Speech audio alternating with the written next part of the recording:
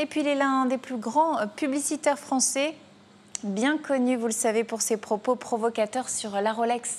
À 50 ans, Jacques Séguéla a occupé pendant plus de 40 ans le devant de la scène de la communication, notamment en matière de communication politique. Aujourd'hui, il est plus en retrait, mais il a décidé, à 77 ans, de se lancer dans une grande campagne, un tour de France pour débattre en région sur la communication de demain. Il était justement dans la métropole lilloise, aujourd'hui au domaine de Luchin.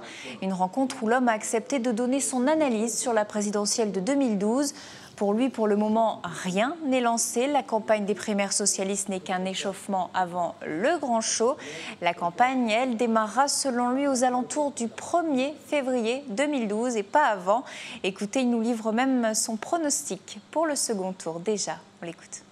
Ce sera une campagne rapide, ce sera une campagne forte, ce sera une campagne brutale, ce sera une campagne qui, je pense, va se jouer à quelques pourcentages près, même dixièmes de pourcentage près sur le fil du rasoir, et qui, contrairement à ce que l'on croit, va remobiliser les Français, va recréer un esprit civique et va recréer, comme toujours, comme on a vécu la dernière fois, va recréer un véritable engouement pour la vraie politique et que je pense que la finale se jouera entre François Hollande et Nicolas Sarkozy qui vont donner de la hauteur de ton quand même à cette campagne. Et s'ils ne le font pas, ils ne mériteront pas qu'on aille voter pour eux.